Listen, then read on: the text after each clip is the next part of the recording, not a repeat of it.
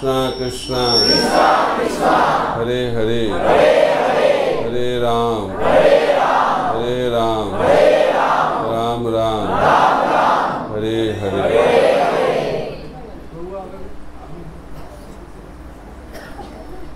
গতকাল আমরা আলোচনা শুরু করেছিলাম। কারা কারা গতকাল আলোচনায় ছিলেন?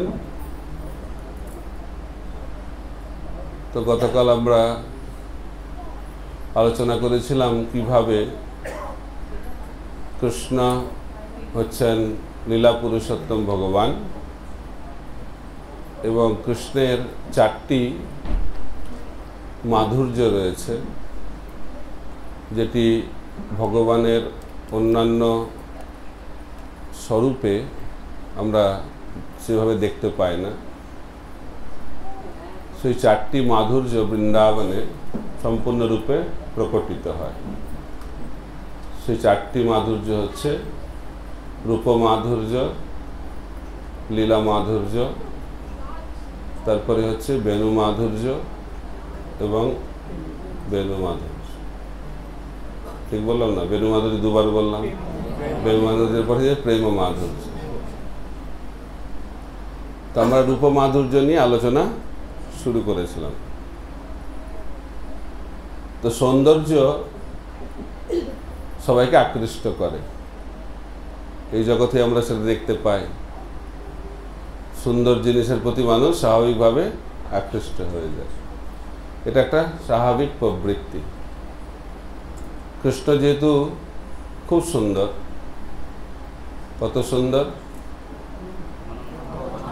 কালকে দুটো শব্দ শিখিয়েছিলাম, অনন্ত আর একটা অচিন্ত, এই তো মনে আছে।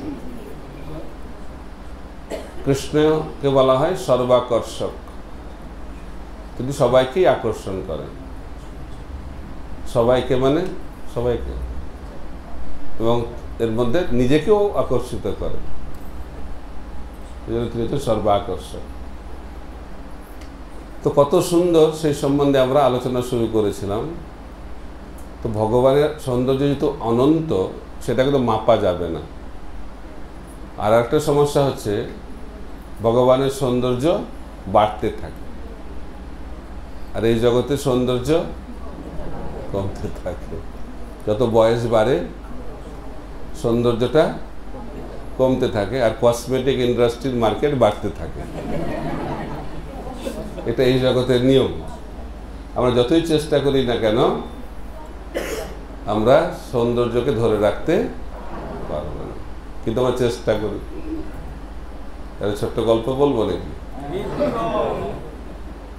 একটা সুন্দরী মহিলা, খুব সুন্দর, কিন্তু বয়স বাড়ছে। সৌন্দর্যকে ধরে রাখার জন্য খুব কসমেটিক্স ব্যবহার করে, কিন্তু যতই ব্যবহার করুক বয়স তো বাড়ছে। তো একটা দুরারোগ্য ব্যাধিতে তিনি অসুস্থ হয়ে পড়েছেন, তাকে হসপিটালে নিয়ে যেতে হয়েছে। তো হসপিটালে ডাক্তার বলেছে আপনাকে বাঁচানো যাবে না, ভগবানই একমাত্র ভরসা। এটা আবার এই জগতের নিয়ম। শরীর যখন খারাপ হয় তো আমরা ডাক্তারের কাছে যাই, প্রথমে অ্যালোপ্যাথি, তারপরে অ্যালোপ্যাথিতে না হলে হোমিওপ্যাথি, হোমিওপ্যাথিতে না হলে ন্যাচুরোপ্যাথি, আর কোনো কাজ না হলে তিরুপতি। এখানেও ডাক্তার বলছে যে আপনাকে কে বাঁচাতে পারবে না? কে বাঁচাতে পারবে? ভগবান। সো মহিলা অত্যন্ত ব্যাকুলভাবে ভগবানের কাছে প্রার্থনা করেছে, হে ভগবান, আমাকে আর কিছুদিন বাঁচিয়ে রাখুন, আমি এখন মরতে চাই না। তো ভগবান বলেছেন তথাস্তু। তো খুব খুশি হয়ে গেছে মহিলা। তো এসেছে ডাক্তারের কাছে, বলছে ভগবান আমাকে বলেছে আমি এখন কিছুদিন বেঁচে থাকবো, আমি বাড়ি যেতে পারি? বলছে হ্যাঁ, বাড়ি চলে যান। তো হসপিটালে ছিল তো সাজগোজ করেনি, তো এখন বাড়ি ফিরবে, তো সাজগোজ করেছে, খুব সুন্দর সেজে গুজে হসপিটাল থেকে বেরিয়েছে বাড়ির উদ্দেশ্যে। তো রাস্তা পার হতে যাবে, তো রাস্তায় একটা গাড়ি এসে ধাক্কা মেরেছে, আর যেখানে ধাক্কা মেরেছে সেখানেই মহিলা মারা গেছে। তো ভগবানের কাছে পৌঁছে গেছে, তো ভগবানের কাছে গিয়ে খুব রাগ দেখাচ্ছে, বলছে আপনি কিছুক্ষণ আগেই বললেন যে আমি এখন বেঁচে থাকবো, তো সেই আশা নিয়ে আমি হসপিটাল থেকে বেরোলাম, আর রাস্তায় মরে গেলাম। কিসের ভগবান আপনি? বলছে দেখো তুমি আমাকে ক্ষমা করো, হসপিটালে যে রূপটা দেখেছিলাম আর রাস্তায় যে রূপটা দেখেছিলাম তোকে চিনতে ভুল হয়ে গেছিলাম। তারপরে যতই সাজিয়ে রাখি না কেন, পালাইতে পথ নাই, জম আছে কিছু, মরতে হবে। এটা সেই জগতের সৌন্দর্যের অবস্থা। কিন্তু চিন্ময় জগতের সৌন্দর্য এরকম নয়। চিন্ময় জগতের সৌন্দর্য ভগবানের ক্রমবর্ধমান, সবসময় বাড়ছে। যত সময় যাচ্ছে তত সৌন্দর্য বাড়ছে। বলা আছে রাধারানী যখন কৃষ্ণের দিকে তাকায় কৃষ্ণের সৌন্দর্য বাড়ে, আর কৃষ্ণ যখন রাধারানীর দিকে তাকায় তখন রাধারানীর সৌন্দর্য বাড়তে থাকে। কম্পিটিশন চলে। তো এই জগতে যে সৌন্দর্য, এখানেও খুব অনেক সৌন্দর্য রয়েছে, কারণ এটা হচ্ছে ভগবানেরই প্রকাশ। সেই সৌন্দর্যের একটা আভাস এই জগতে আমরা দেখতে পাই। তো এখানে যারা খুব সুন্দরী তাদেরকে মিস ইউনিভার্স, মিস ওয়ার্ল্ড বলে আখ্যায়িত করা হয়। তো বলেছে এই জগতের যে সৌন্দর্য তার থেকে অনেক গুণে বেশি সৌন্দর্য হচ্ছে স্বর্গের অপ্সরাদের সৌন্দর্য। স্বর্গের অপ্সরাদের থেকে বেশি সৌন্দর্য হচ্ছে বৈকুণ্ঠের লক্ষ্মী দেবীদের। বৈকুণ্ঠের লক্ষ্মী দেবী থেকে সৌন্দর্য হচ্ছে দ্বারকার মহিষীদের, আর দ্বারকার মহিষীদের থেকে আরো অনেক অনেক গুণে সুন্দর হচ্ছে কারা? ব্রজ গোপিকারা। তো ব্রজে কত গোপিকা আছে? অনন্ত গোপিকা আছে। আপনারা শিখে গেছেন এখন। তার মধ্যে সর্বশ্রেষ্ঠ সৌন্দর্য রয়েছে 108 গোপী। 108 গোপীর মধ্যে 8 গোপী। ওখানে আবার 2 দল রয়েছে, গোপীদের 2টি দল, একটা হচ্ছে বাম পক্ষ আর একটা হচ্ছে ডান পক্ষ। তো এক পক্ষের নেতৃত্ব দিচ্ছে শ্রীমতী রাধারানী, আর আরেক পক্ষের নেতৃত্ব দিচ্ছেন চন্দ্রাবলী। তো এই 8 গোপী হচ্ছে 2 দলের 4 গোপী। তো এই 8 গোপীর মধ্যে সর্বশ্রেষ্ঠ হচ্ছে 2 গোপী, রাধারানী এবং চন্দ্রাবলী। আর এই 2 গোপিকার মধ্যে সর্বশ্রেষ্ঠ সুন্দরী হচ্ছেন শ্রীমতী রাধারানী। রাধারানী কি বলছে শুনুন। তো একদিন এক গোপী এসে রাধারানীকে বলছেন যে আজকে আমি কৃষ্ণের অপূর্ব রূপ দর্শন করেছি। তখন রাধারানী বলছে তুমি অত্যন্ত সৌভাগ্যবতী, আমার তো সেই সৌভাগ্য কখনো হবে না। বলছে কেন? বলছে আমি যখনই কৃষ্ণের একটা অঙ্গের দিকে তাকাই সেই অঙ্গ থেকে চোখটাকে আর অন্য জায়গায় সরাতে পারি না।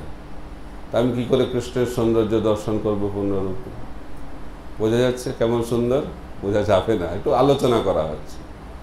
তো রাধারানী কি বলছেন যে কৃষ্ণের একটা অঙ্গের দিকে তাকালে সেখান থেকে চোখ আর ফেরানো যাচ্ছে না, সেই কারণে তিনি কৃষ্ণের রূপ দর্শন করতে সক্ষম হন না।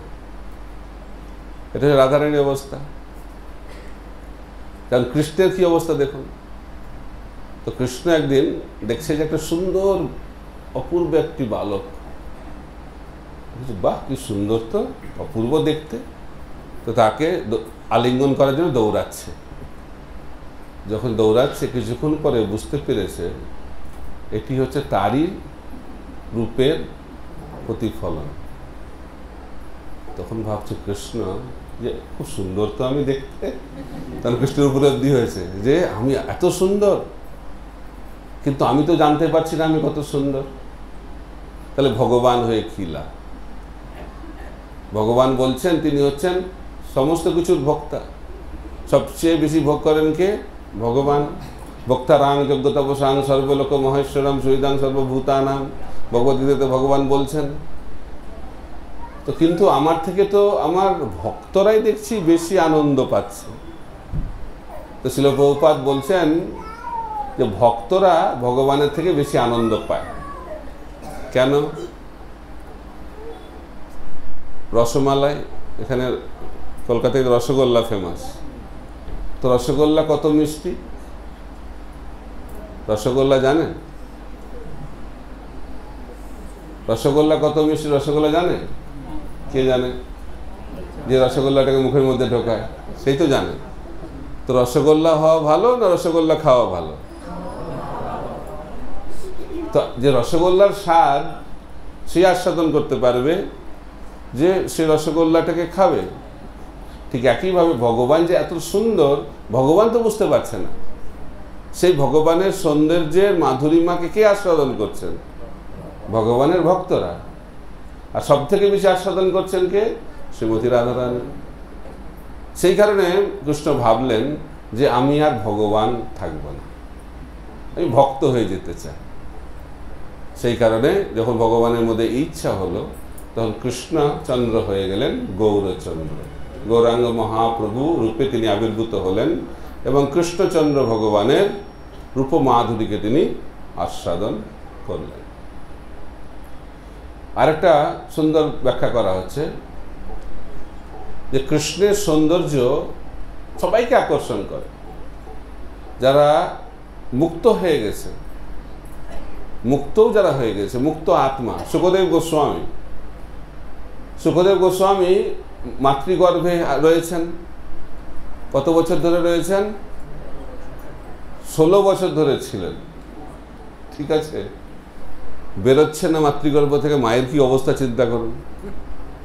ভগবান এসে বলছে ঠিক আছে তুমি বেরিয়ে পড়ো। কারণ তিনি কেন বেরোচ্ছেন না? তিনি ভাবছেন যদি মাতৃগর্ভ থেকে আমি বেরোই তাহলে মায়ার দ্বারা আমি প্রভাবিত হয়ে যাব, মায়ার দ্বারা আকর্ষিত হয়ে যাব, সেই ভয়ে বেরোচ্ছেন না। ভগবান এসে বললেন যে তুমি মায়ার দ্বারা প্রভাবিত হবে না। ভগবানের সেই কথা শুনে কি করলেন সুখদেব গোস্বামী? মাতৃজঠর থেকে আবির্ভূত হলেন। আর আবির্ভূত হয়ে সঙ্গে সঙ্গে কোথায় যেতে শুরু করলেন? বনের দিকে গমন করতে শুরু করলেন। জন্ম নিয়েই সন্ন্যাস। সুখদেব গোস্বামী মুক্ত আত্মা, জন্ম থেকেই মুক্ত আত্মা।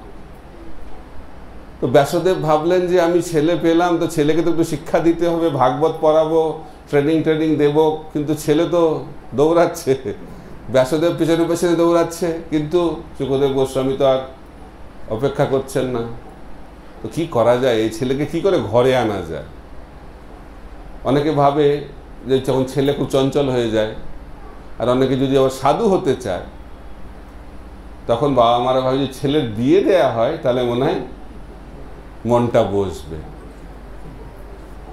এটা খুব মা বাবার ভয়। ভক্ত হলে তো একটু ভয় হয়, আবার ঘর ছেড়ে গিয়ে আবার মন্দিরে চলে যাবে আরও ভয়। তো এই ভয় থেকে মুক্ত হওয়ার জন্য তাড়াতাড়ি বিয়ে দিয়ে দেয়। কাকে দিয়েছিল? রঘুনাথ দাস গোস্বামীকে ওনার বাবা মা বিয়ে দিয়ে দিয়েছে। ভাবছে যে ছেলেটার মনটা শান্ত হবে। ছেলের মন তো আর শান্ত হচ্ছে না। ইন্দ্র সম ঐশ্বর্য বাবার, আর অপ্সরার মতো সুন্দরী পত্নী, কিন্তু বারবার পালিয়ে যায় ঘর ছেড়ে মহাপ্রভুর সঙ্গে মিলিত হওয়ার জন্য, মহাপ্রভুর আন্দোলনে যোগদান করার জন্য। তখন ওনার মা বলেছেন যে ওনার পতিকে যে ছেলেকে বেঁধে রাখো, তাহলে পালাতে পারবে না, কয়েদিদের মতো বেঁধে রাখো তাহলে আর পালাতে পারবে না। তখন ওনার বাবা বলেছেন যার চৈতন্য মহাপ্রভুর কৃপা লাভ হয়েছে তাকে তো অপ্সরার মতো সুন্দরী স্ত্রী আর ইন্দ্রসম ঐশ্বর্যও ধরে রাখতে পারছে না, তো এই জগতে সাধারণ দড়ি দিয়ে তাকে কি করে বাঁধে রাখা যাবে? তাই যাদের ভগবানের প্রতি যাদের আকর্ষণ হয়েছে, এই জগতের কোনো বাধা তাকে ধরে রাখতে পারবে না। তাই সুখদেব গোস্বামীকে ভাবছেন ব্যাসদেব কিভাবে ঘরে ফিরিয়ে আনবেন।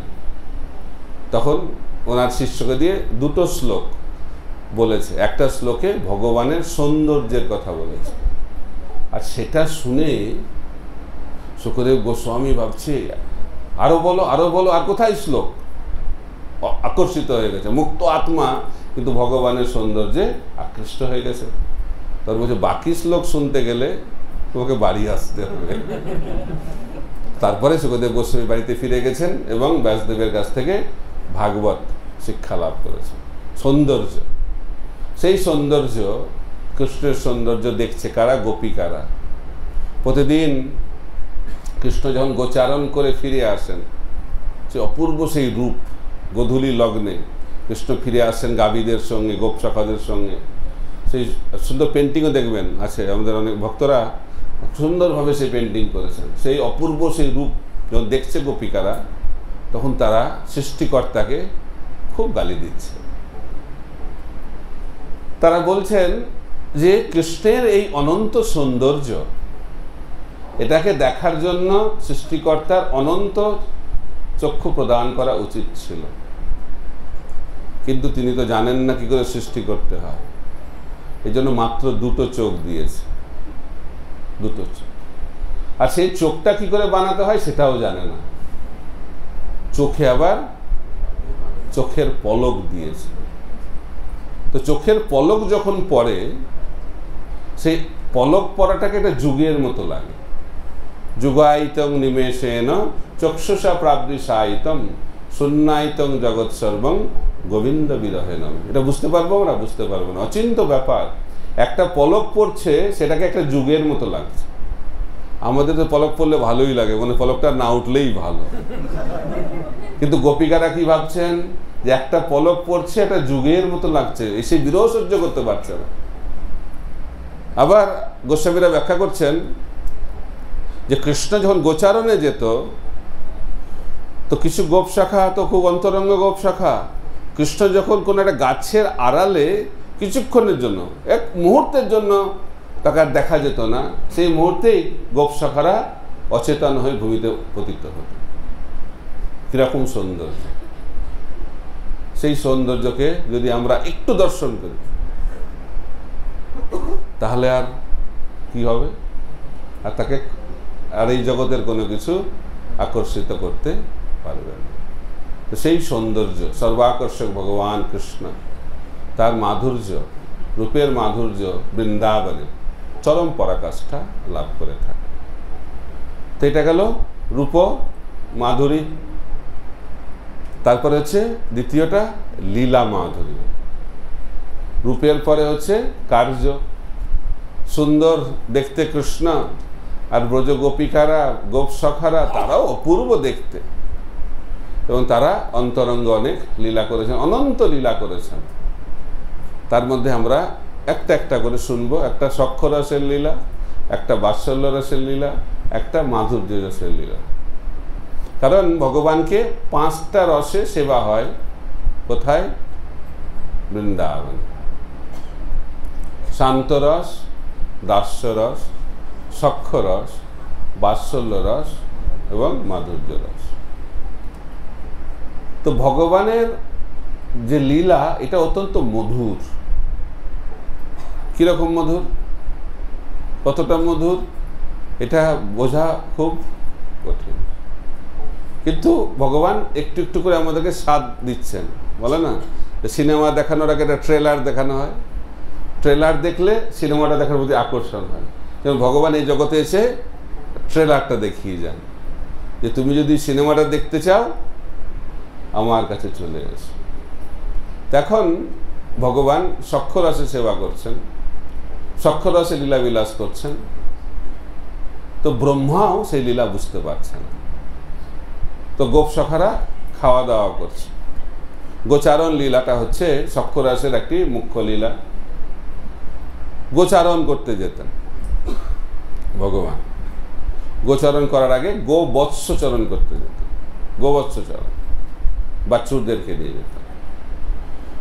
কিন্তু মা বলছে, যশোদা মা, যে কৃষ্ণ তুমি যে যাবে, তো তুমি তো খালি পায়ে যদি যাও, তাহলে রাস্তায় তো অনেক কি আছে, নুড়ি পাথর রয়েছে, তাতে তোমার পায়ে অনেক কষ্ট হবে, আঘাত পাবে তুমি।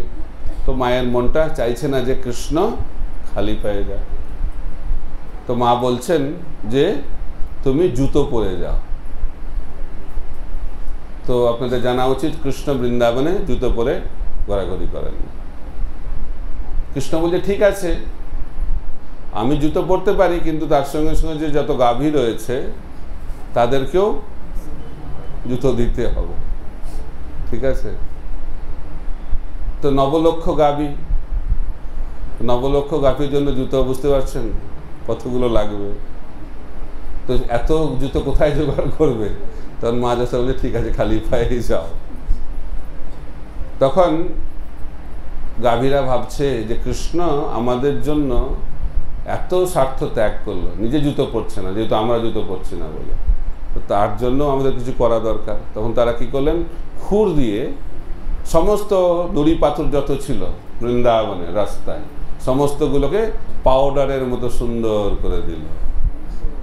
এটা হচ্ছে ভগবানের সঙ্গে ভক্তদের প্রেমের আদান প্রদান। এখন গোপসখাদের সঙ্গে পিকনিক করে। আমরা তো পিকনিক করি বছরে একদিন শীতকালে, আর কৃষ্ণ কদিন পিকনিক করে? প্রতিদিন পিকনিক। তো ভালো না ওখানে থাকাটা? আর এখানে পিকনিক করতে কত প্ল্যান প্রোগ্রাম, কত ঝামেলা, কিন্তু কৃষ্ণ ওখানে প্রতিদিন পিকনিক করছে, প্রতিদিন নিয়ে যাচ্ছে খাবার, আর সুন্দরভাবে খাচ্ছে। তো কিভাবে খাচ্ছে? আমরা ভোগ লাগাই ভগবানকে, তো ব্রহ্মা তো জানেন কিভাবে ভোগ লাগাতে হয়। তো ব্রহ্মা অবাক হয়ে দেখছে কৃষ্ণ কি করছে, যে গোপসখাদের মুখের যে খাবার, কারণ গোপসখারা ভাবছে যে কেমন খেতে হয়েছে সেটা না দেখে কি করে কৃষ্ণকে দেওয়া যায়। তো কৃষ্ণকে খাওয়ানোর আগে তারা নিজেরা খাচ্ছে, আর নিজেরা খাওয়ার পরে সেটা মুখ থেকে কৃষ্ণকে দিচ্ছে। কেমন ভোগ অফারিং হচ্ছে? তো ব্রহ্মা ভাবছে আমি তো বেদে এরকম ভোগ অফারিং কোথাও দেখিনি। তো ভাবছে কৃষ্ণ কি ভগবান? মনে তো হচ্ছে না, কার্যকলাপ দেখে তো ভগবান বলে মনে হচ্ছে না। তখন তার কি হয়েছে, বিভ্রান্তি হয়ে গেছে।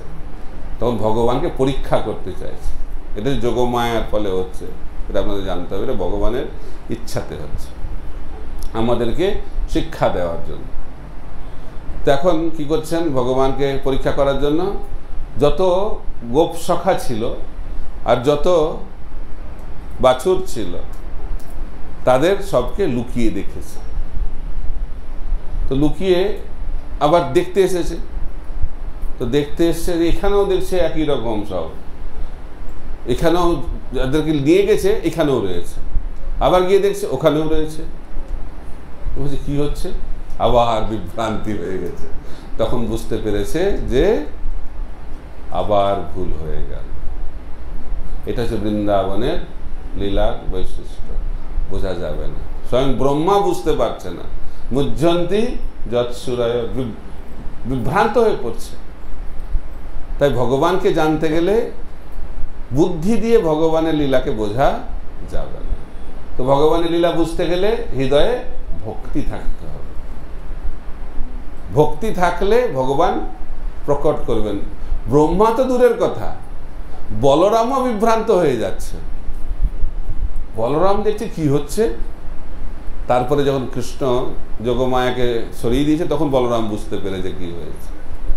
তাই ভগবানের যোগমায়া শক্তি এত প্রবল যে বলরামকে পর্যন্ত বিভ্রান্ত করে দিতে পারে। এইভাবে ভগবানের যে সক্ষরসের লীলা, তার মধ্যে এটি হচ্ছে একটি মুখ্য লীলা। বাৎসল্য রসে অনেক লীলা রয়েছে। তো আমি একটা লীলা ব্যাখ্যা করব, যেখানে কৃষ্ণ সুন্দরভাবে যারা বয়োজ্যেষ্ঠ গোপী তাদের সঙ্গে কীভাবে লীলা বিলাস করেছিলেন। তা আপনারা জানেন তো, কৃষ্ণ মাখন চুরি করতেন, এটা একটা ভগবানের একটা বিশেষ লীলা। তো এইটা নিয়ে এত আকর্ষণ কেন ভক্তদের? অনেকেই তো চুরি করে খায়, তো ভগবান চুরি করছে, তো ভগবান কি চুরি করতে পারে? আপনাদের কি মনে হয়? চুরি মানে কি? অন্যের জিনিস না বলে নেওয়াকে বলা হয় চুরি। তো কৃষ্ণ কি চুরি করতে পারবে? কি মনে হয়? না। কেন না? সমস্ত কিছুর মালিকই তো ভগবান, তাহলে কি করে চুরি করবে নিজের জিনিস? কিন্তু ভগবান তাও চুরি করছে কেন? ভক্তদেরকে আনন্দ দেওয়ার জন্য। ঠিক আছে? কারণ চুরি করে খাওয়ার স্বাদটাও একটু অন্যরকম। কিন্তু যারা বাচ্চাবেলায় চুরি করে খেয়েছেন তারা সেটা জানেন। বাড়িতে যদি পাওয়া গেল অতি সহজেই, সেটা খেয়ে অত আনন্দ পাওয়া যায় না। চুরি করে খাওয়ার একটা আলাদা টেস্ট। সেটা কোথা থেকে আসছে? কৃষ্ণের থেকে আসছে। কৃষ্ণের বাড়িতে, নন্দ মহারাজের গৃহে 9 লক্ষ গাভী আছে। কত গাভী? 9 লক্ষ। কত দুধ হবে? কত মাখন হবে? মাখনের অভাব আছে কৃষ্ণের? কিন্তু তাও অন্যের বাড়িতে চুরি করে খায় আর প্রচুর হয়রানি করে। তো গোপীরা গিয়ে কমপ্লেন দিয়েছে। কাকে? যশোদা মায়ের কাছে। তোমার ছেলেটা খালি তো চুরি করে খাচ্ছেই, আবার ঘর বাড়ি নোংরা করে আসছে। এইভাবে অনেক কমপ্লেন দেয়, বারবার কমপ্লেন দেয়। তখন যশোদা মা বলছেন যে খালি কমপ্লেন দিলে তো হবে না, প্রমাণ লাগবে। খালি অভিযোগ করলে কি করে হবে? প্রমাণ যদি না থাকে আমি কি করে শাস্তি দেব? তোমাদেরকে প্রমাণ করতে হবে যে কৃষ্ণ চুরি করছে। যদি প্রমাণ দিতে পারো তাহলে আমি ওকে কঠোর শাস্তি দেব। ঠিক আছে, কঠোর শাস্তি। তো একদিন কৃষ্ণ ধরা পড়ে গেছে। একটা গোপীর বাড়িতে গেছে মাখন খেতে, আর যে কোনো কারণেই হোক গোপী ধরে ফেলেছে তাকে। যে আজকে তোমাকে মজা দেখাচ্ছি, এতদিন ধরে চুরি করে পালিয়ে গেছো, আজকে আমি ধরেছি তোমার। তো ধরে নিয়ে গেছে। তো যশোদা মার গৃহে পৌঁছে গেছে, ভাবছে আজকে তো শাস্তি দিতেই হবে। যখন ঢুকেছে তো যশোদা মাকে বলছে, আজকে তোমার ছেলেকে ধরে নিয়ে এসেছি কৃষ্ণকে, তুমি বলো না যে প্রমাণ দিতে, আজকে হাতে নাতে ধরে নিয়ে এসেছি, অ্যারেস্ট করে নিয়ে এসেছি আজকে। তখন যশোদা মুচকি মুচকি হাসছে। আর কিছুক্ষণ পরে দেখছে যে কৃষ্ণ তার ঘর থেকে বেরোচ্ছে। তখন তাকাচ্ছে এই দিকে, দেখছে ওটা নিজের ছেলে। তো অবাক হয়ে গেছে, কি করে হলো? আরে কৃষ্ণকে ধরে নিয়ে এলাম, তা আমার ছেলে কি করে হয়ে গেল? আর কৃষ্ণ মুচকি মুচকি হাসছে। তো এরকম কি একটা মানে কি বলে, এত অপমান হয়ে গেছে, লজ্জা পেয়ে গেছে গোপীটা। তো আবার বেরিয়ে গেছে যশোদামার বাড়ি থেকে। যখন আবার হাঁটছে, যখন তাকাচ্ছে দেখছে কৃষ্ণ, আর কৃষ্ণ মুচকি মুচকি হাসছে।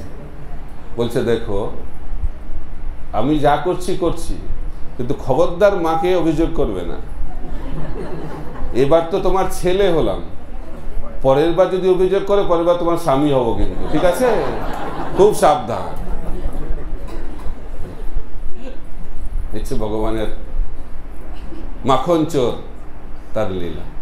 তখন দেখুন যশোদা মা কি করছে, খালি তো সবার বাড়িতে চুরি করছে, আর দামোদর লীলা সে ভগবান কৃষ্ণ নিজের বাড়িতে চুরি করছে, নিজের বাইরে চুরি করে খাচ্ছে। খুব রাগ দেখিয়েছে। এটা বিস্তারিত লীলা, কিন্তু আমি একটা দিক বলবো অল্প, যে যশোদা মার মহিমা। তো যশোদা মা তো সারাদিন ধরে পরিশ্রম করে তাকে বেঁধে দিয়েছে, আর সেই দিন বলরাম ছিল না। বিশেষ বিশেষ যখন লীলা হয় সেই দিনে বলরামকে কৃষ্ণ একটু সরিয়ে দেয়, তা নাহলে লীলাটা ঠিক জমে না। বলরাম থাকলে লীলাটা ঠিক জমে ওঠে না।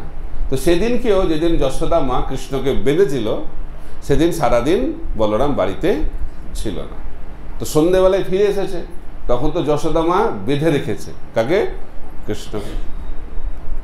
আর কৃষ্ণ তো বাঁধা পড়ে গেছে, আর খুব ভাবছে যে বদ্ধজীবের দশাটা কি হয় বুঝতে পারছে, খুব কষ্ট পাচ্ছে, বাঁধা পড়ে আছে। আর যেই বলরাম ঢুকেছে, বলরামকে অভিযোগ জানিয়েছে। বলছে, দাদা দেখো তোমার রাজ্যে কিরকম অবিচার চলছে, আমাকে এইভাবে বেঁধে রেখেছে। এটার এই বিচার, এই যে অবিচার, তোমাকে কিছু একটা করতেই হবে। যে আমাকে এরকম করে তাকে শাস্তি দেওয়া দরকার। খুব অভিযোগ করছে। তখন বলরাম তো রেগে গেছে, কার এত সাহস, চিৎকার করছে বলরাম। আর দূর থেকে মা যশোদা শুনছে। কিছুক্ষণ পরে বলছে, আমি ওকে বেঁধেছি, কোনো অসুবিধা আছে? বলরামের সঙ্গে সঙ্গে অবস্থাটা চুপসে গেছে, তাও একটু দেখানো চাইছে। বলছে কৃষ্ণকে কেন বাঁধা হয়েছে? জানেন কৃষ্ণকে? কৃষ্ণ হচ্ছেন পরম পুরুষোত্তম ভগবান, ঈশ্বর পরম কৃষ্ণ সচ্চিদানন্দ বিগ্রহ, অনাদির আদির গোবিন্দ সর্বকারণ। লেকচার দিচ্ছে বলরাম, আর মা যশোদা শুনছে লেকচার যখন শেষ হয়েছে বলছে আচ্ছা কৃষ্ণ ভগবান। তুমি কে বাবা? বলছে আমি অনন্ত শেষ, আমি শঙ্কর্ষণ, আমি অমুক, আমি তমুক। আরেক লেকচার দিয়েছি। তখন মা যশোদা শুনছে, লেকচার শেষ হয়েছে। বলছে ভগবানের কি আর কোনো জায়গা ছিল না? সব ভগবান আমার বাড়িতেই জন্ম নিয়েছে। তখন হাতে একটা লাঠি ধরেছে, আর যে হাতে লাঠিটা যে ধরেছে, বলরাম ভয়ে দৌড়িয়ে পালিয়েছে। কৃষ্ণ বলরাম স্বয়ং ভগবান গিয়ে কৃষ্ণকে বলছে, তোমাকে আমি কতবার বলেছি যা করবে এখান থেকে দূরে করো, এই নিজের বাড়িতে যশোদা মার বাড়িতে কেন তুমি এটা করছো? আমি কিচ্ছু করতে পারবো না, এইভাবে বাধা পড়ে থাক। এটা হচ্ছে বাৎসল্য রাসের মহিমা। এইভাবে বৃন্দাবনে মা যশোদার অবস্থা। কিন্তু বৃন্দাবনের বাইরে দেবকী জানে যে কৃষ্ণ আমার ছেলে, কিন্তু দেবকী এও জানে কৃষ্ণ হচ্ছেন ভগবান।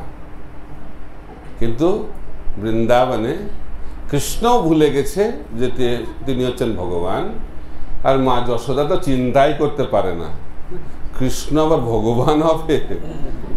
সে খিদে পেলে কান্না করে, আর ভূত বলে কোন আওয়াজ হলে রাত্রিবেলায় ভয় আমার কোলে এসে সই, সে হবে ভগবান। এটা হচ্ছে বাৎসল্য রাসের মহিমা, এটা লীলা মাধুর্য। তারপরে মাধুর্য রসের লীলা তো বহুবার আলোচনা করতে বারণ করেছেন, কিন্তু একটা আভাস আমি দেব। বলা হচ্ছে যত লীলা রয়েছে তার মধ্যে সর্বশ্রেষ্ঠ লীলা হচ্ছে রাসলীলা। মাধুর্য রসের লীলা সর্বশ্রেষ্ঠ হচ্ছে রাসলীলা, যে সম্বন্ধে মহাপ্রভু এবং আমাদের আচার্যরা বলছেন এটা সবার সামনে আলোচনা করার বিষয়বস্তু নয়। কিন্তু আপনাদেরকে জানতে হবে যে গোপিকাদের সঙ্গে কৃষ্ণের যে সম্বন্ধ সেটা হচ্ছে পূর্ণ প্রেমময় সম্বন্ধ। একটা হচ্ছে প্রেম আর একটা হচ্ছে কাম। এই জগতে যেটা তথাকথিত প্রেম সেটাকে বলা হয় কাম, আর কৃষ্ণের সঙ্গে ভক্তের যে সম্বন্ধ সেটাকে বলা হয় প্রেম। আত্মেন্দ্রিয় প্রীতি বাঞ্ছা তারে বলে কাম, কৃষ্ণেন্দ্রিয় প্রীতি ইচ্ছা ধরে প্রেম নাম। এই যে প্রেম ব্যাপারটাকে না অত সহজে গ্রহণ করলে ভুল হবে। তো প্রেম মানে সেই কার্য যে কার্য কৃষ্ণকে সন্তুষ্টি বিধানের জন্য করা হয়। উদাহরণ দেওয়া হচ্ছে একটা গোলাপ ফুল। একটা যুবক একটা সুন্দর গোলাপ ফুল দেখেছে। গোলাপ ফুলটা দেখে তার মনে হচ্ছে এটা যদি আমি আমার নববিবাহিত যে পত্নী তাকে আমি দিতে পারতাম তাহলে কত ভালো হতো। চিন্তা করছে। আরেকজন যুবক সে একই ফুল দেখছে, গোলাপ ফুল। সে দেখে ভাবছে এত সুন্দর ফুল, এটা যদি আমি রাধা গোবিন্দকে দিতে পারতাম তাহলে কত ভালো হতো। এই দুটোর মধ্যে পার্থক্য আছে না নাই? কি পার্থক্য? প্রেম এবং কামের পার্থক্য। এইভাবে ভগবানের জন্য যদি আমরা কিছু করি, ভগবানের সন্তুষ্টি বিধানের জন্য যদি করি, সেটাকে বলা হচ্ছে প্রেম। তো সেই সম্বন্ধ হচ্ছে ব্রজবাসীদের সঙ্গে কৃষ্ণের। কিরকম সেই প্রেম গোপিকাদের? প্রেম মানে হচ্ছে দেওয়া, প্রেম মানে পাওয়া না। আমি কি পাবো এই জগতে? কি আমি তোমাকে ভালোবাসি যদি একটা লিস্ট থাকে, এগুলো যদি দাও তাহলে আমি তোমাকে খুব ভালোবাসি। আর লিস্টটা যদি বন্ধ হয়ে গেল, ভালোবাসা গেল। এইটা হচ্ছে এই জগতে তথাকথিত ভালোবাসা। আর এখন তো আরো এক্সপার্ট, সব কিছু ফাস্ট, খুব তাড়াতাড়ি হয়ে যায়। তা আমরা মজা করে বলি love at first sight, divorce at first fight. অল্পতেই প্রেম আর অল্পতেই সম্বন্ধ বিচ্ছেদ হয়ে যাচ্ছে। এটা হচ্ছে এই জগতের তথাকথিত ভালোবাসা। কিন্তু ভগবানের সঙ্গে ব্রজ গোপিকাদের যে ভালোবাসা, সেটা একটা চরম উন্নত স্তরের ভালোবাসা। একটা ছোট্ট কাহিনী বলব, যার মাধ্যম দিয়ে আমরা বুঝতে পারব। তো নারদ মুনি ভগবানের মহান ভক্ত। তো নারদ মুনি দ্বারকাতে গেছে, তো কৃষ্ণ একটা লীলা প্রকট করছে। তো বলছে, নারদ মুনি গিয়ে যাচ্ছে, ভগবান আপনি কেমন আছেন? বলছে, আমার মাথা ব্যথা হয়েছে। বাবা, এবার কি? ভগবানের মাথা ব্যথা হয়নি? মাথা ব্যথা আমাদের হয়, কিন্তু ভগবানের মাথা ব্যথা হয়েছে। নারদ মুনি জিজ্ঞেস করছে, তাহলে কি করা যায়? আপনি তো ভগবান, আপনি তো জানেন আপনার মাথা ব্যথা কি করে ঠিক হবে। বলছে, আমি জানি, কিন্তু তোমাকে ব্যবস্থা করতে হবে। বলছে, কি ব্যবস্থা? বলছে, আমার শুদ্ধ ভক্তের চরণ ধুলি যদি তুমি নিয়ে আসতে পারো, সেই চরণ ধুলিটা যদি মাথায় লাগাই, তাহলে মাথা ব্যথাটা সেরে যাবে। ভালো ওষুধ না? খুব সুন্দর ওষুধ। তো এখন নারদ মুনি ভাবছে, এটা আবার বিরাট কি? পাশেই তো রুক্মিণী দেবী, সঙ্গে সঙ্গে চলে গেছে রুক্মিণী দেবীর কাছে, গিয়ে বলছেন, আমার একটা জিনিস লাগবে। বলছে, কি? আপনার শ্রীচরণের চরণ ধুলি লাগবে। বলছে, কি? এটা আবার কি হবে? বলছে, দ্বারকাধীশকে দিতে হবে। বলছে, আচ্ছা, সব ঠিকঠাক আছে তো নারদ? তোমার সব কিছু বুদ্ধি ঠিকঠাক কাজ করছে তো? বলছে, যার চরণ ধুলি আমরা মাথায় নিই, আর তা আমাদের চরণ ধুলি তাকে দেয়া হবে, তারপরে তো নরকগামী হব। না না, এসব দেওয়া যাবে না। সব জায়গায় ঘুরছে, সব জায়গাতে একই উত্তর, সবাই শাস্ত্র জানে না, তো সব এক উত্তর দিয়েছে। তো ফিরে এসেছে নারদ, কোথায়? কৃষ্ণের কাছে। কৃষ্ণ বলছে, কোথায় চরণধুলি কোথায়? বলছে, মার্কেটে সাপ্লাই নেই, আউট অফ মার্কেট। তো তাহলে কি হবে এখন? তাহলে আমার মাথা ব্যথা সারবে কি করে? তারপর কৃষ্ণ, তুমি সব জায়গায় গেছিলে? তুমি কি বৃন্দাবনে গেছিলে? বলছে, না, ওখানে তো যাইনি। তাহলে ওখানে গিয়ে একবার দেখো যদি ওখানে আছে কি না। তো বৃন্দাবনে গেছে নারদ মুনি, ব্রজ গোপিকারা যমুনার তীরে বসে আছেন, রাধারানীও রয়েছেন, নারদ মুনিকে দেখে সম্মান দেখিয়েছেন। বলছে, কৃষ্ণের কি খবর? বলছে, কৃষ্ণের মাথা ব্যথা হয়েছে। শোনার সঙ্গে সঙ্গে গোপিকাদের মনটা খুব খারাপ হয়ে গেছে। বলছে, আমরা কি করতে পারি? বলছে, কৃষ্ণ বলেছেন যে তার ভক্তদের চরণধুলি যদি নিয়ে আসা যায়, সেটা মাথায় লাগালে কৃষ্ণের মাথা ব্যথাটা সেরে যাবে। তখন রাধারানী বলছে, আমরা তো ভগবানের ভক্ত হতে পারিনি, তাও কৃষ্ণ ভাবছে আমরা তার ভক্ত, আমরা দিতে রাজি আছি। তো রাধারানী দিতে শুরু করেছেন। আর বৃন্দাবনে তো ধুলোর অভাব নেই, ব্রজরাজ রাধারানী দিচ্ছেন। আর রাধারানীকে দেখার সঙ্গে সঙ্গে অন্যান্য গোপিকারাও সবাই দিতে শুরু করেছে। এক ব্যাগ হয়ে গেছে চরণ ধুলি। তখন নারদ মুনি ভাবছে, এরা শাস্ত্র জানে তো, এইভাবে দিয়ে দিচ্ছে, অজ্ঞানে দিচ্ছে মনে হচ্ছে। বলছে, আপনারা জানেন এর কি ফল? বলছে, আমরা তত শাস্ত্র জানি না, কিন্তু এটা জানি। কি জানেন? বলছে, চরণধুলি মাথায় গেলে কৃষ্ণের আমাদের নরক গতি হবে। তাহলেও আপনারা দিচ্ছেন কেন? বলছে, দেখুন, কৃষ্ণের মাথা ব্যথা হয়েছে, সেটা শুনে আমাদের যে কষ্ট হচ্ছে, সেই কষ্টের তুলনায় আমরা যদি নিত্যকাল নরকবাস করি, সেই দুঃখ কিছুই নয়। এটা হচ্ছে ব্রজ গোপিকাদের ভালোবাসা। বুঝতে পারছেন? পারবেন না, এটা বোঝা সম্ভব নয়, কারণ এটা এই জগতের বিষয় নয়, এই জগতের বিষয় নয়। আর একটা কাহিনী শুনবেন। হ্যাঁ, রাধারানীর ভালোবাসা, এটা সাধারণত আমি রাধাষ্টমীতে বলি, তা আপনাদের সামনে এটা বলেই ফেলি। তো কৃষ্ণ একদিন রাধারানীকে বলছে, রাধারানীর খুব গুণকীর্তন করছে। রাধারানী ভাবছে, কি হয়েছে আজ, সময়টা মজা করছে নাকি, না কি ব্যাপার? বলছে, অনেক হয়েছে, অনেক হয়েছে। তারপরে বলছে, তোমার যে ভালোবাসা, সেটা মা যশোদার ভালোবাসার থেকেও শ্রেষ্ঠ। এটা যখন বলেছে তখন বলছে, ঠিক আছে, আর লেকচার দিতে হবে না, দয়া করে লেকচার বন্ধ করুন। বলছে, বিশ্বাস করছে না? আমি একদিন এটা প্রমাণ করে দেখাবো। কৃষ্ণ সত্য সংকল্প যেটা বলবে, সেটা প্রমাণ করে দেখাতে হবে। এখন একদিন কি হয়েছে, সন্ধ্যেবেলায় দেখছে যশোদা মা এখনো কৃষ্ণ ফেরেনি।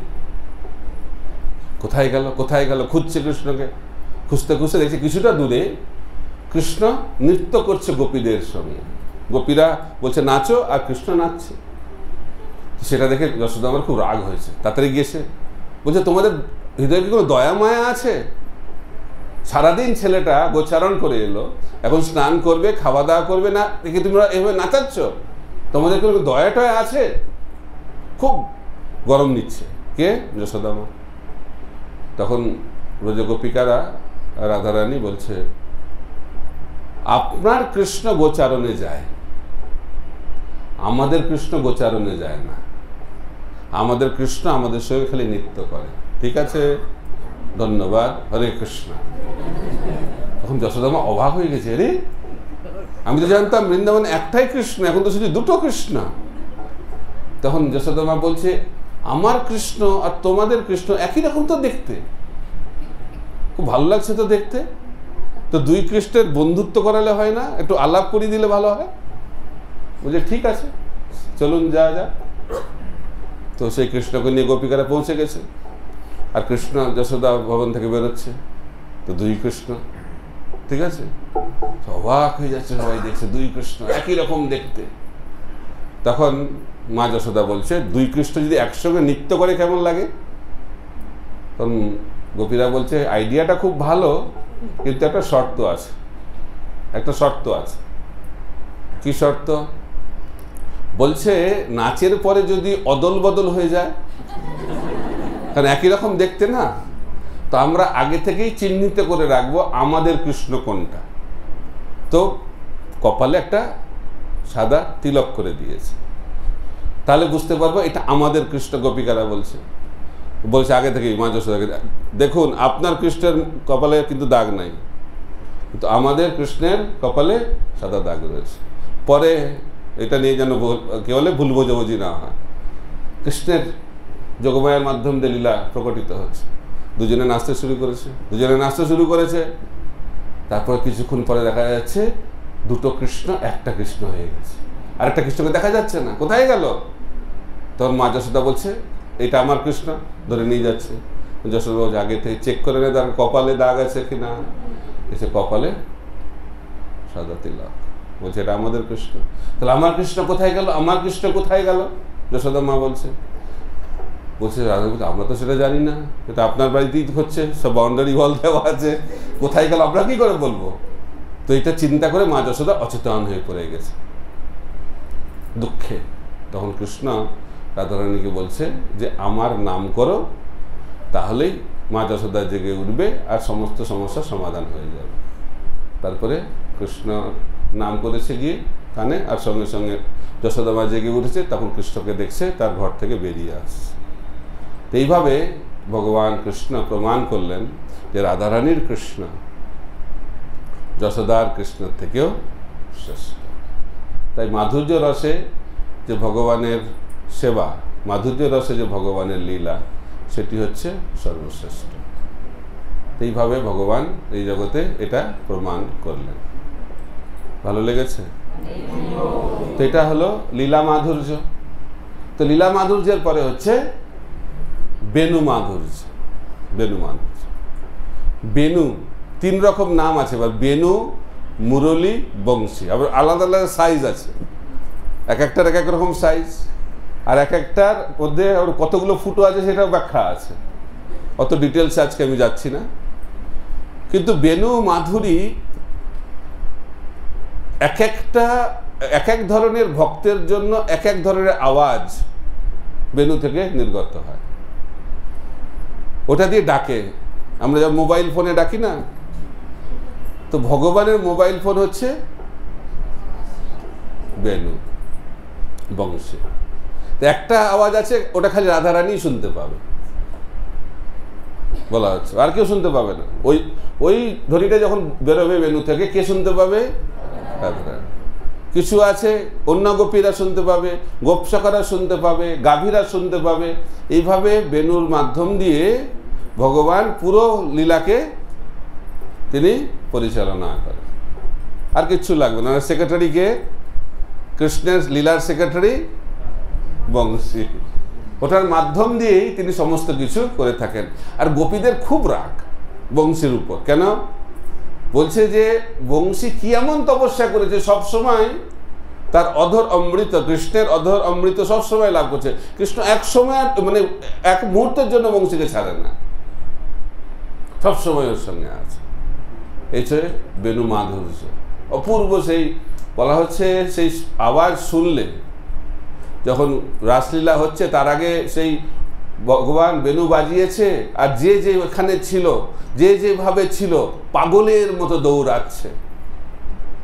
এটা হচ্ছে ভগবানের আকর্ষণ শক্তি, মাধুর্যের শক্তি। বলা হচ্ছে সেই বেণুর আওয়াজ যদি কেউ শুনতে পেয়ে গেল একবার, তার কি হবে?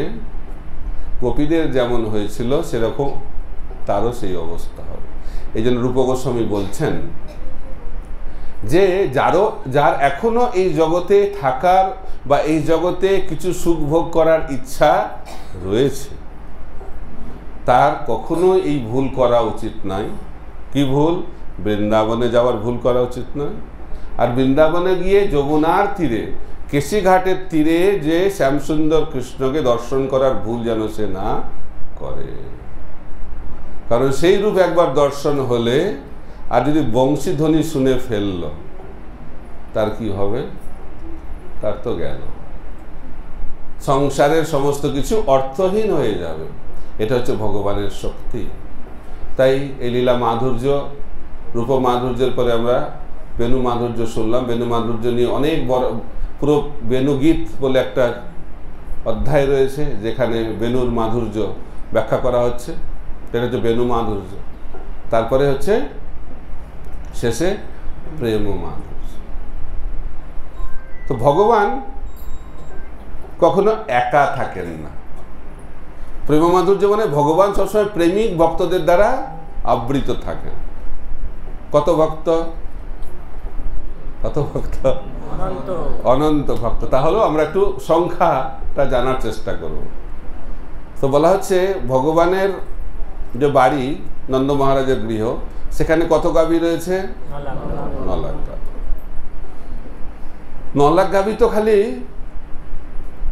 নন্দ মহারাজের। যখন গোচারণে যায় খালি তো কৃষ্ণ যায় না, অন্য গোপশাখার যায় কত লক্ষ লক্ষ গাভী একসঙ্গে যাচ্ছে। আর তার সঙ্গে সঙ্গে গোবৎস, লক্ষ লক্ষ গোবৎস। ভগবান কখনো একা থাকেন না। কত গোপশাখা? অসংখ্য গোপশাখা। কত গোপী? গতকালকে আমি একটা সংখ্যা বলেছিলাম, মহারাসলীলা হয়, কত গোপী একসঙ্গে নৃত্য করে? 300 কোটি গোপী। এগুলো আপনারা বিশ্বাস করেন? সম্ভব এটা কখনো? আর কতক্ষণ ধরে নৃত্য করেন? ব্রহ্মার 1 রাত্রি। আর ব্রহ্মার 1 রাত্রি মানে কত ঘন্টা? কত ঘন্টা? আমাদের রাত্রি মানে কত ঘন্টা? 12 ঘন্টা রাত্রি বলা হয়। তো এই ব্রহ্মার 12 ঘন্টা মানে হচ্ছে 1000 চতুর্যুগ। এটাও আর কি, চতুর্যুগ মানে 4টে যুগ: সত্যযুগ, ত্রেতা যুগ, দাপর যুগ এবং কলিযুগ। তো কলিযুগের বয়স আছে, আবার সবার বয়স আছে। কলিযুগের বয়স কত? 4,32,000। দাপর যুগের বয়স কত? 4,32,000-কে 2 দিয়ে গুণ করতে হবে। এটা সহজ মনে রাখবেন। কলিযুগ মানে 4,32,000-কে 1 দিয়ে গুণ করবেন। যারা ম্যাথমেটিক্স জানেন খুব সহজ এটা মনে রাখতে পারবেন।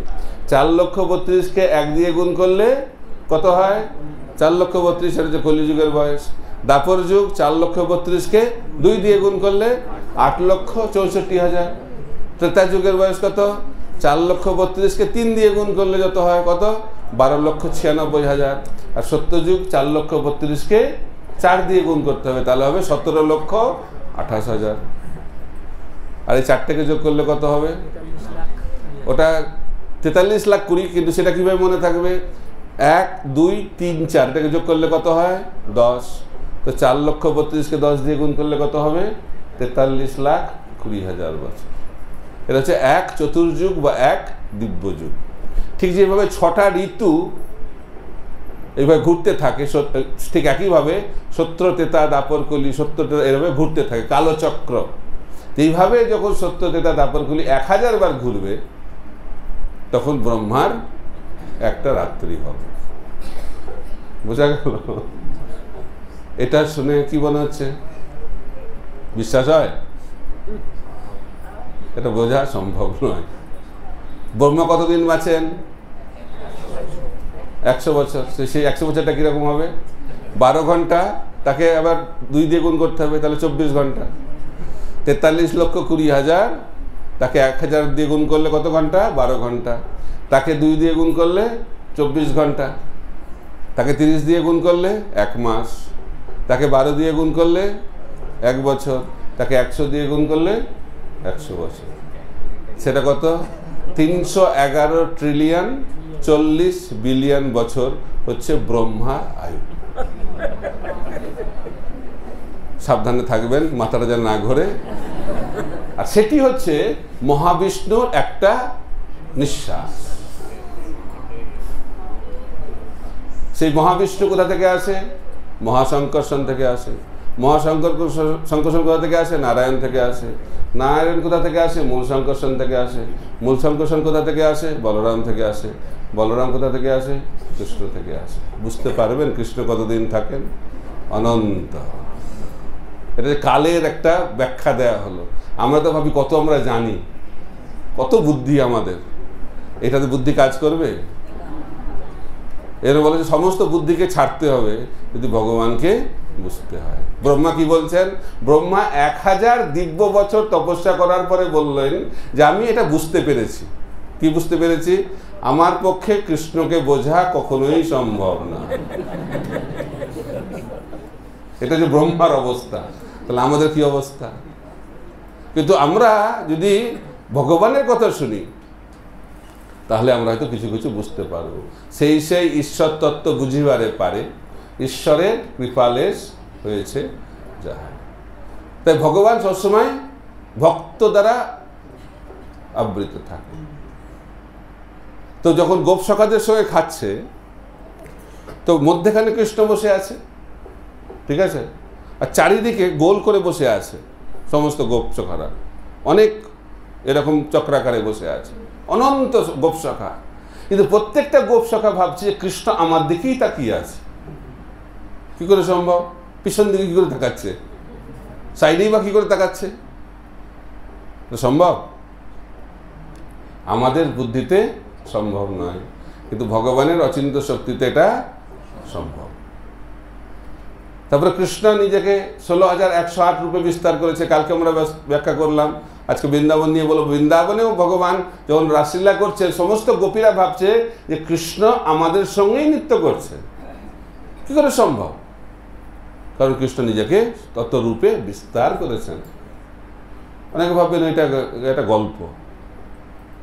সেই কৃষ্ণ ভগবান যখন চৈতন্য মহাপ্রভু রূপে আবির্ভূত হয়েছেন, রথযাত্রার সময় চৈতন্য মহাপ্রভু 7টি কীর্তন দলে বিভক্ত করতেন ভক্তদেরকে।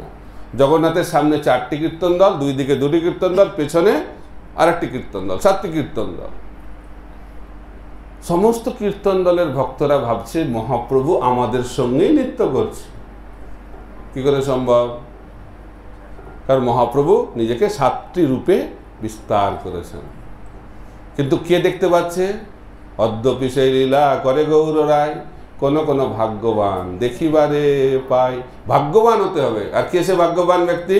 প্রতাপরুদ্র মহারাজ। তিনি দেখতে পাচ্ছেন যে চৈতন্য মহাপ্রভু একসঙ্গে 7টি দলে নৃত্য করছে। তাই কৃষ্ণ যে অনন্ত রূপে বিস্তার করছে সেটাও আমরা দর্শন করতে পারব যদি আমরা ভাগ্যবান। তো সেই ভাগ্যটা কিভাবে আসবে? অহোভাগ্য। আমাদেরকে দৈন্যতা সহকারে কৃষ্ণ সেবায় যুক্ত থাকতে হবে।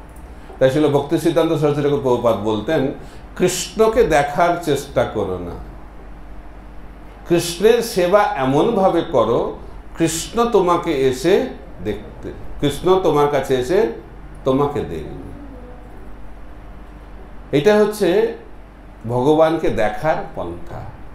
ভগবানকে চোখ দিয়ে দেখা যায় না, ভগবানকে কি দিয়ে দেখতে হবে? কান দিয়ে দেখতে হবে, অর্থাৎ শুনতে হবে। যদি শুনবো তাহলে দেখতে পাবো। একবার প্রভুপাদ লেকচার দিচ্ছেন আমেরিকাতে, বৃন্দাবন ধাম সম্বন্ধে। ব্রহ্মসংহিতা থেকে বলে চিন্তামণি প্রকট সদ্মসুকল্প বৃক্ষ লক্ষাবিতেষু সুরভীর অভিপালয়ন্তম লক্ষ্মী সহস্র শত সম্ভ্রম সেব্যমানম গোবিন্দমাদি পুরুষম তমহম ভজামি। বৃন্দাবনের ব্যাখ্যা ব্রহ্মসংহিতায় রয়েছে, অপূর্ব সেই ব্যাখ্যা, চিন্তামণি ধাম। সেটা শুনে একটা ভক্ত খুব আকৃষ্ট হয়ে গেছে। আর প্রভুপাদ বলছেন এখনো সেই বৃন্দাবন রয়েছে ভারতবর্ষে, দিল্লির কাছে। আর এত আকর্ষিত হয়েছে যে সঙ্গে সঙ্গে একটা প্লেনে টিকিট কেটে নিউ ইয়র্ক থেকে দিল্লিতে পৌঁছে গেছে। দিল্লিতে পৌঁছে দিল্লি থেকে একটা গাড়ি নিয়ে বৃন্দাবনে চলে এসেছে চিন্তামণি ধাম দেখার জন্য। তা আমেরিকা থেকে প্রথমবার এসছে তো ভারতবর্ষে, আর আমেরিকা খুব পরিষ্কার দেশ, আর এখানে এসে দেখছে এত নোংরা কেন, চারিদিকে নোংরা দেখছে। বৃন্দাবনে গিয়ে খালি নোংরা, খালি নোংরা নোংরা, আর এত দুঃখ পেয়েছে সঙ্গে সঙ্গে আর একটা গাড়ি নিয়ে, একটা ট্যাক্সি নিয়ে দিল্লিতে এসেছে। দিল্লি থেকে ফ্লাইট নিয়ে আবার আমেরিকায় ফিরে গেছে। তো এই চোখ দিয়ে দেখা যাবে বৃন্দাবন? দেখা যাবে। বৃন্দাবন দেখতে গেলে কি করতে হবে? প্রেমাঞ্জন ছুরিত ভক্তি বিলোচনে না সন্ত সদৈব হৃদয়েষু বিলোকয়ন্তি যংশম সুন্দরম চিন্ত গুণস্বরূপম গোবিন্দম আদি পুরুষম তমহম ভজামি। কৃষ্ণকে যদি দেখতে হয় তাহলে কি চোখ লাগবে? প্রেমের চক্ষু লাগবে। এই কাম চক্ষু দিয়ে ভগবানকে দেখা যাবে না। দুর্যোধন তো দেখলো কৃষ্ণকে, আর অর্জুনও দেখলো, একই দেখা, একই তো কৃষ্ণ। এখন যদি কৃষ্ণ আমাদের সামনে এসে যায়, তবে কে এসে গেছে রে বাবা, আমরা চিনতে পারবো? চিনতে পারবো না। কেন চিনতে পারবো না? কারণ প্রেম চক্ষু নেই। তাই ভগবানকে দেখতে গেলে প্রেম হৃদয়ে জাগরিত করতে হবে। তাই প্রেমটা কিভাবে হবে? নিত্য সিদ্ধ কৃষ্ণ প্রেম সাধ্য কবু নাই শ্রবণাদি শুদ্ধ চিত্তে করহ উদয়। শুনতে হবে। রুক্মিণী দেবী কৃষ্ণকে দেখার আগেই তার প্রেমে পাগল। কি করে? মুনি ঋষিদের কাছ থেকে কৃষ্ণ সম্বন্ধে শুনেছে। যাজ্ঞিক ব্রাহ্মণদের পত্নীরা কৃষ্ণ প্রেমে পাগল। কেন? কৃষ্ণ সম্বন্ধে শুনেছে। শুনতে হবে। শুনলেই প্রেম জাগরিত হবে। যত শুনবো তত আকর্ষণ, যত শুনবো তত আকর্ষণ। কার কাছ থেকে শুনতে হবে? যার ভগবানের প্রতি আকর্ষণ রয়েছে তার মুখ থেকে শুনলে আমরা সেই শ্রবণের যে আসল ফল সেটা আমরা লাভ করতে পারব। কিন্তু অনেকে, আমি কালকে বলছিলাম, শ্রবণ করি আমরা, কিন্তু গুণের প্রভাবে ভিন্ন ধরনের শ্রবণ হয়। তো তমগুণে থাকলে আর এসি হলে থাকলে এই কম্বিনেশনটা ঘুমানোর জন্য খুব সুন্দর, আর সারাদিনের ক্লান্তির পরে তো আরো অপূর্ব লাগে ব্যাপারটা, ঠিক না? তো অনেকে বলে ঘুম পায় না, ঘুম আসে না, ডাক্তারের কাছে গিয়ে ওষুধ খেয়েও ঘুম আসে না। তা আমরা বলি ইস্কনের ভাগবতম ক্লাসে এসে যাও, সবার ঘুম এসে যাও, ডাক্তারের কাছে যাওয়ার কি প্রয়োজন? এটা অদ্ভুত একটা জিনিস, শক্তি রয়েছে কৃষ্ণ কথার, এমনই এক শক্তি। আমি এটা বানিয়ে বলছি না, প্রভুপাদ ক্লাস দিচ্ছেন, বিদেশে ক্লাস দিচ্ছেন। তো একজন নতুন লোক এসে গেছে মন্দিরে, সকালবেলায় ক্লাস হচ্ছে 8টার সময়, বসেছে, তো বসে ঘুমিয়ে গেছে। তো ক্লাস শেষের পর ভক্তরা জানে ঘুমাতে হয় না, কারণ তারপরে প্রসাদ আছে। আর এই ভদ্রলোক তো জানেন না নতুন, যে ক্লাসের পরে আবার ব্রেকফাস্ট পাওয়া যায়। তো ভক্তরা গিয়ে তাকে জাগিয়ে তুলেছে, বলছে চলুন এখন হচ্ছে ব্রেকফাস্টের সময়। বলছে ব্রেকফাস্ট? এখানে ব্রেকফাস্টও পাওয়া যায়? বলছে ক্লাসটা শুনলাম যে কত টাকা লাগবে, বলছে ফ্রি। ব্রেকফাস্টে কত টাকা লাগবে? বলছে এটাও ফ্রি। বা ভালো তো ইস্কন, ক্লাসও ফ্রি, খাবারও ফ্রি। বলছে ঠিক আছে, কিন্তু আমি ওই স্বামীজির সঙ্গে দেখা করতে চাই। বলছে ঠিক আছে, আগে ব্রেকফাস্ট পেয়ে নিন, তারপরে স্বামীজির সঙ্গে দেখা হবে। তো ব্রেকফাস্ট তাড়াতাড়ি খেয়ে বলছে স্বামীজি কোথায়, স্বামীজি কোথায়, বারবার স্বামীজি করছে। বলছে কেন? বলছে ভাবছি ওনার ক্লাসটা খুব ভালো লেগেছে। বলছে আপনাদের স্বামীজি খুব পাওয়ারফুল স্বামীজি। বলছে কেন?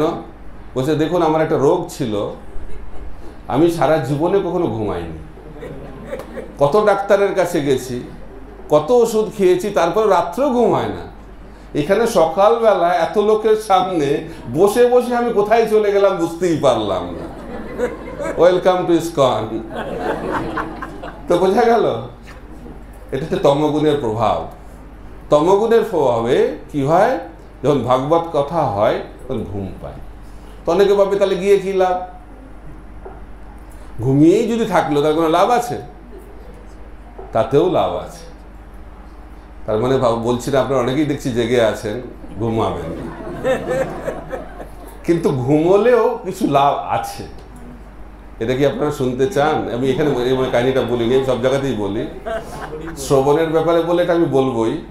তো কি হয়েছে, একটা বড় হলে হরিকথা হচ্ছে, হিন্দি ভাষায় হরিকথা হচ্ছে উত্তর ভারতে। একজন সাধু মহাত্মা সুন্দর হরিকথা বলছেন, হাজার হাজার লোক শুনছে। তো একজন লোক প্রতিদিন এসে সামনে বসবে, আর তার একটা অদ্ভুত একটা বৈশিষ্ট্য, যখনই কথা শুরু হবে সঙ্গে সঙ্গে ঘুমিয়ে পড়বে। আর একদিন না, দুদিন না, প্রতিদিন। আর কোথায় ঘুমাবে? একদম সামনে। এটা একটা কলিযুগের লক্ষণ। যারা ক্লাসে ভালো ছাত্র তারা সামনে বসে, আর যারা অন্য কিছু করতে চায় পেছনে বসে, না, ব্যাক বেঞ্চার বলায়। কিন্তু কলিযুগে তো কথা শুনতে এসছে, ঘুমাবে, তাও সামনে এসে বসে। তা আমি একবার ক্লাস দিচ্ছিলাম, ক্লাসের সময় ঘুমাচ্ছে। আমি বলি যারা ঘুমাতে চায় তারা পিছনে বসলে ভালো। তো সে ভদ্রলোক একটু দুঃখ পেয়ে পিছনে গিয়ে ঘুমাতে শুরু করেছিল। তো সে যাই হোক, সামনে বসলে কি অসুবিধাটা হয়, বক্তার মনোযোগটা সেই দিকেই যায়। তো সেই বক্তা বারবার দেখছে লোকটি প্রতিদিন এরকম করে, বিরক্ত হয়ে গেছে। তো যখনই ঢুকবে হলের মধ্যে, তো বিরক্ত হয়ে বক্তা বলে, আ গয়া ক্যা, হিন্দিতে হচ্ছে তো, আ গয়া ক্যা। তারপরে এসে বসবে, বসে সঙ্গে জিজ্ঞেস করবে, ব্যাঠ গয়া ক্যা। তারপর তার কিছু শুনতে পাবে না, কারণ তারপর তো সমাধিতে চলে যায় ও। তারপরে ক্লাস শেষে সবাই যাচ্ছে, যখন বেরিয়ে যাচ্ছে তখন আরেকবার প্রশ্ন করে বক্তা, যা রা হ্যায় ক্যা। তো এতদিন ধরে যে কথা শুনতে এসেছে এই তিনটে বাক্যই শুনেছে, আর কিচ্ছু শোনেনি। আর যে কথাটা আমরা বারবার শুনি সেটা আমাদের ভেতরে ঢুকে যায়। আসক্তিটা এমন, যারা ফুটবল খেলে, যারা ফুটবলের প্রতি খুব আসক্ত, তারা তো দিনের বেলায় খেলে। দিনের বেলায় কোথায় খেলে? মাঠে খেলে। কিন্তু রাত্রেবেলাতেও খেলে। সে বুঝতে পারে না খেলছে, কিন্তু তার পাশে যে বসে শুয়ে থাকে সে বুঝতে পারে। রাত্রেবেলায় হঠাৎ বলবে গোল, আর পাশের লোকটার হয়ে যাবে হরিবোল। আসক্তি, যেটা বারবার আমরা করি, বারবার শুনি, সেটাতে আমরা আসক্ত হয়ে পড়ি। এই ভদ্রলোক যিনি বারবার শুনেছেন, আ গয়া ক্যা, ব্যাঠ গয়া ক্যা, যা রা হ্যায় ক্যা, তিনটে বাক্য শুনেছে। তো রাত্রেবেলায় যখন ঘুমায়, রাত্রেবেলাতে ঘুমাতে ওইগুলো বলে। শ্রবণের কি ফল দেখেছেন? শ্রবণের শক্তি। কিন্তু ভদ্রলোক অত্যন্ত ধনী ব্যক্তি, আর একা থাকে। একটা চোর খবর পেয়ে গেছে যে এর বাড়িতে অনেক টাকা পয়সা আছে। তো আগে থেকে সব চেক করেছে যে কোন সময় যাওয়া যাবে, মুহূর্ত ঠিক করে যেতে হবে। তো ও ঠিক করেছে রাত্রি 12টার সময় যাব, আর সব খবর পেয়ে গেছে। তো রাত্রি 12টার সময় সেই ঘরে পৌঁছে গেছে, দেখছে সব কিছু ঠিকঠাক আছে, যেরকম রিপোর্ট ছিল সেই অনুযায়ী। চারদিকে অন্ধকার, কেউ নেই। আর যে ব্যক্তি সে ঘুমিয়ে আছে, বলছে এর থেকে উপযুক্ত সময় আর কিছু নেই। সে ভেতরে ঢুকে পড়েছে। যেই ঘরের ভেতরে ঢুকেছে আওয়াজ শুনতে পেয়েছে, আ গয়া ক্যা। কোথা থেকে এলো আওয়াজ? আর তো কেউ নাই। অবাক হয়ে গেছে, ভাবছে যে অন্য কেউ আছে মনে হয়, ভয় পেয়ে গেছে। তো নিজেকে লোকানোর জন্য বসে পড়েছে। তখন বসে পড়েছে, তখন আরো জোরে শুনছে, ব্যাঠ গয়া ক্যা। বাপরে বাপ, ক্যামেরা লাগানো আছে মনে হচ্ছে, এখানে থাকলে তো এখনই ধরা পড়ে যাব। ভয়ে দৌড়াচ্ছে, যা রা হ্যায় ক্যা। শ্রবণের পর সাধু সঙ্গে ঘুমালেও লাভ, সিকিউরিটি গার্ড রাখার প্রয়োজন নেই এই বাড়িতে। এখন প্রশ্ন হচ্ছে, তাহলে জেগে থেকে শোনার কি প্রয়োজন? তাহলে তার কি হবে? ঘুমালে এই ফল। যদি ভালোভাবে শোনে তাহলে কি হবে? আমাদের ভেতরে চোর রয়েছে, হৃদয়ের মধ্যে অনাদিকাল ধরে চোর লুকিয়ে বসে আছে। কোথায়? হৃদয়ে। কাম, ক্রোধ, লোভ, মোহ, মদ, মাশ্চর্য। যখন আমরা একাগ্র চিত্তে সাধুর মুখ থেকে হরিকথা শ্রবণ করব, আমাদের হৃদয়ের এই যে চোর যারা লুকিয়ে বসে আছে তারা ভয়ে হৃদয় থেকে পালিয়ে যাবে। এটা হচ্ছে শ্রবণের ফল। এই জন্য আমাদেরকে শুনতে হবে। নিত্য সিদ্ধ কৃষ্ণ প্রেম সাধ্য কবু নয়, শ্রবণাদি শুদ্ধ চিত্তে করহ উদয়। তাই কৃষ্ণ তার লীলা প্রদর্শনের মাধ্যম দিয়ে আমাদের হৃদয়ের ভেতরে যে অসুর বসে আছে তাদেরকে হত্যা করতে চাইছে। তাই কৃষ্ণ লীলায় অনেক অসুর বধের কাহিনী আমরা পেয়ে থাকি। আপনারা জানেন কৃষ্ণের একজন অপূর্ব একটি মামা ছিল।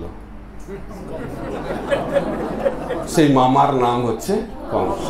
শুনেছেন? কি সুন্দর মামা।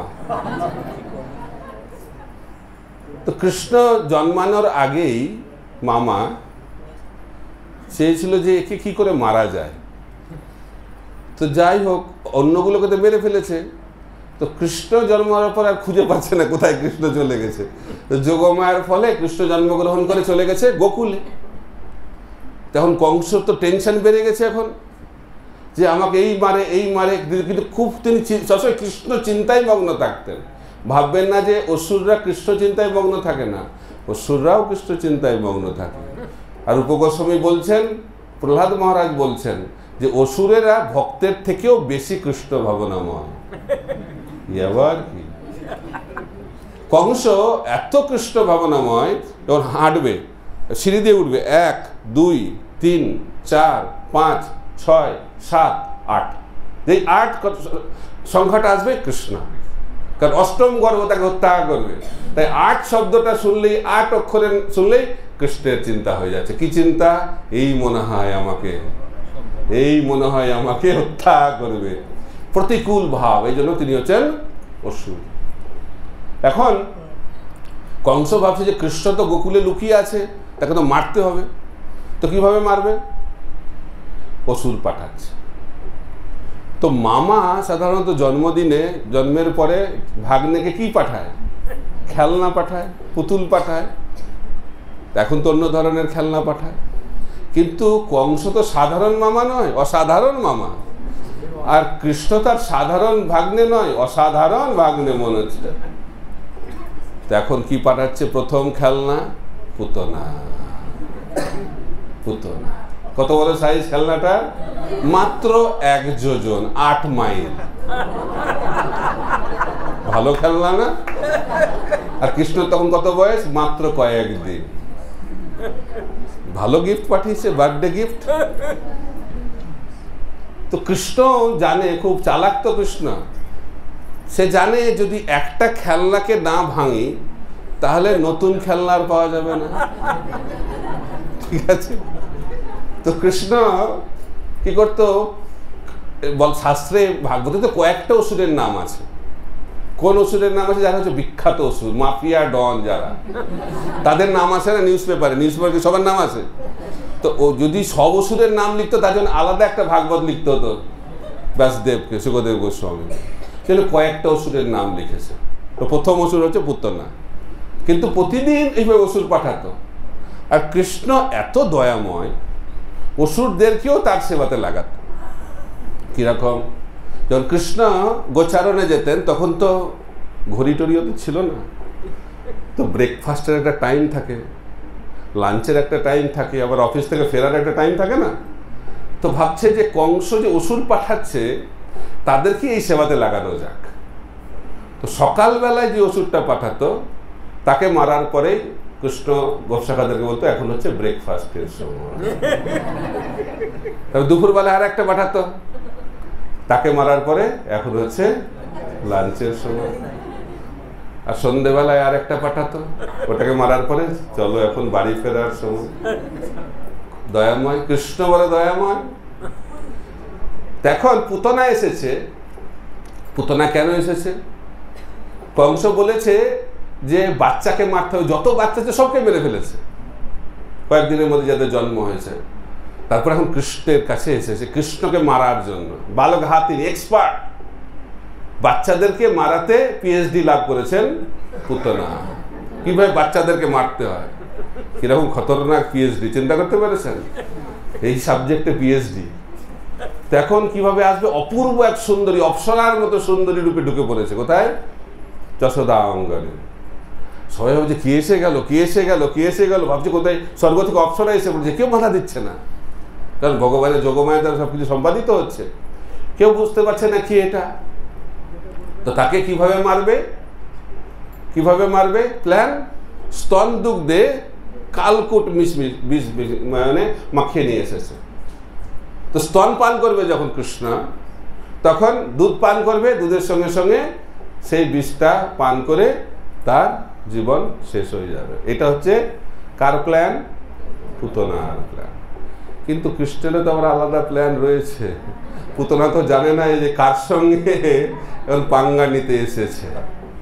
এখন কৃষ্ণ ভাবছে ও আমার মা এসে গেছে, এইভাবে দেখছে কৃষ্ণ। কেন? দুধ খাওয়াতে এসেছে, স্তন দুগ্ধ খাওয়াতে কে যায়? মায়ে যাবে।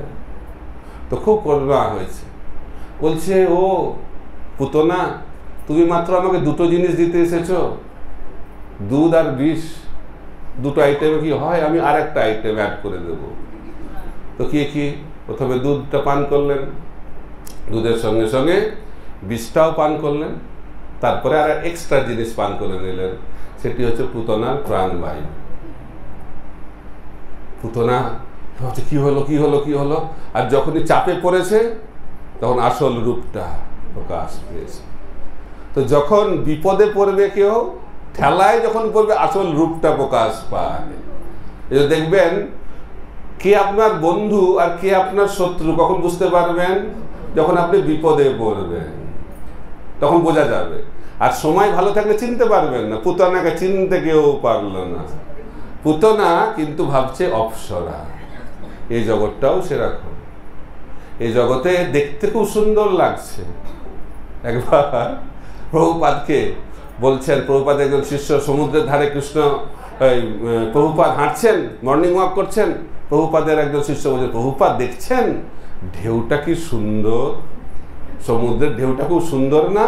প্রভুপাদ বলছে খুব সুন্দর, কিন্তু দূর থেকে দেখলেই ভালো, কাছে গেলে বিপদ আছে।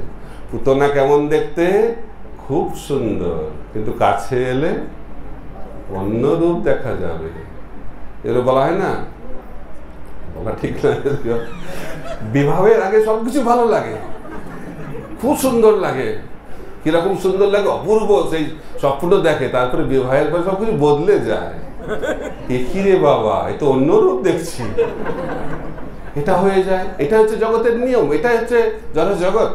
জড়জগৎ মায়া শক্তি। যেটা দেখা যায় সেটা সত্য নয়, যেটা দেখা যায় না সেটা হচ্ছে সত্য। তো কে দেখতে পাবে? যে কৃষ্ণ ভাবনাময়।